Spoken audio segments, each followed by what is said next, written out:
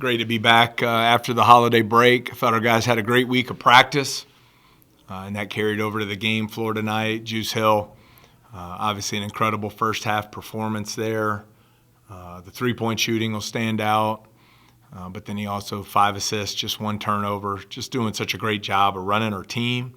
And then I thought his defensive efforts on number 1 Russell was terrific. Overall, thrilled with the win. Great way to start conference play. Thankful for all the fans who came out, and looking forward to getting back to work tomorrow to get better. Were you surprised that they weren't getting on Hill after he dropped a few bombs on them early? And he kept doing it? I think one of the keys to our team to this point has been our balance. So it's hard to just say I'm going to take this guy away or that guy. I thought we played very unselfishly, and I know we gave up 40 points in the first half, but it was a lot of possessions. So I thought a big key there was the way we finished the first half. I think it was 9-2 there, pushed a 12-point game out to 19. We were able to get some turnovers that led to good decision-making and transition and finish some plays to put up 59 there in the first half. Coach, what did you guys see about their defense that allowed you guys to attack in that final 4 minutes? Because I'll go back and look at my notes, fairly contentious game at that point, guys making shots. And you guys go out on that run, really take the wind out of their sails. What did you guys see in SEMO's defense? Well, they play extremely fast. When you talk about tempo and possessions per game, they lead our league and by far, by a wide margin. So we knew it would be an up-tempo game, and we wanted to try to get some stops defensively that would lead to transition opportunities. We wanted to try to attack the paint, and we were able to do so, and a lot of that was keyed by Juice Hill making those first 4 threes. I thought that spread their defense out some more, opened up some driving opportunities and some post-up. They played us one-on-one in the post, and I thought our guys did a good job of executing and finishing plays there. You talk about making all the little plays. I thought there were 3 plays in the first half where Skipper Brown made 3 unbelievable outlet passes that led to plays for y'all down the way. And John, I think it's a product of his work and practice. He's had a good week, good energy, good focus, been very productive. Earned some minutes tonight, and I thought took full advantage of them. Showed where he can score the ball in the paint, showed where he can get out in transition and make plays. And I agree with you. I thought when we got those stops and we were able to make good outlets, and credit to all 5 players, they sprinted their lanes. We made good decisions. We were able to get some good finishes there in transition. And the thing was, they weren't lobs.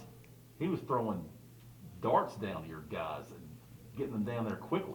Yeah, I thought he did a great job. I mean, I'm not going to anoint him as Wes Unseld or Kevin Love yet, but I thought he did a great job with his outlet passes. Coach, 19 minutes from Skipper and 18 from Hannibal. You know the minutes, and DeQuan 14. Seems like your rotation is really getting into a chiseled spot here with 9, maybe even 10 guys in certain situations. How do you feel about that, and what is it like to see that develop through the non-conference season?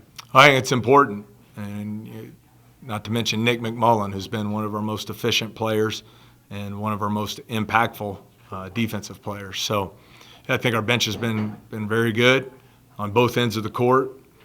I think they had a great week of practice, earned some even more time than they had been getting in the non-conference, and I thought took full advantage of it tonight. I looked up and it looked like DJ had about 3 or 4 offensive rebounds on 1 possession there. Well, you know what you're going to get with him. Relentless effort every time he's on the floor. Makes a lot of winning plays.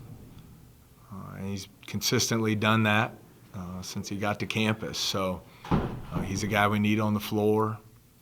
Those second shot opportunities are big plays over the course of a game.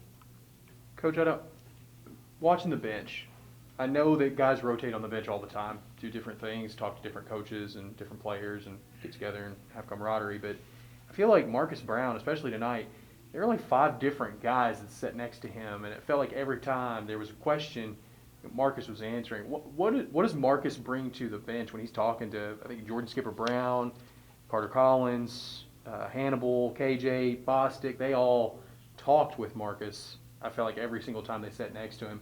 What does he bring on the bench there? Well, I talk about all the time. We're blessed with an unbelievable assistant coaching staff.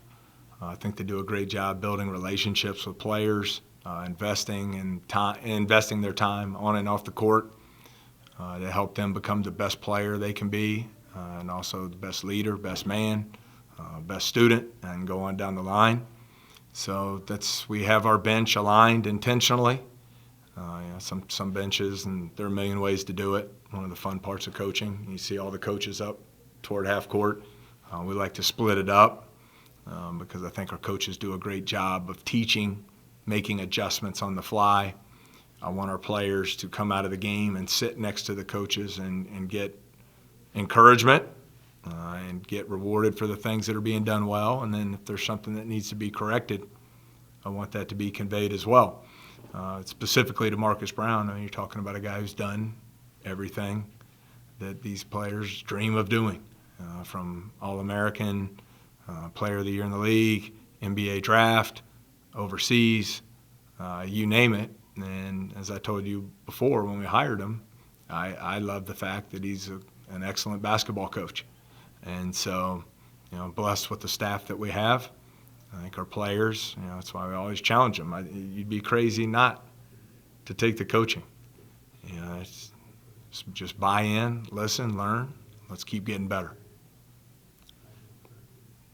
Only other thing I had too, what do you do about Saturday? I know that's obviously a game coming down later, but that's part of your routine as well. Yeah.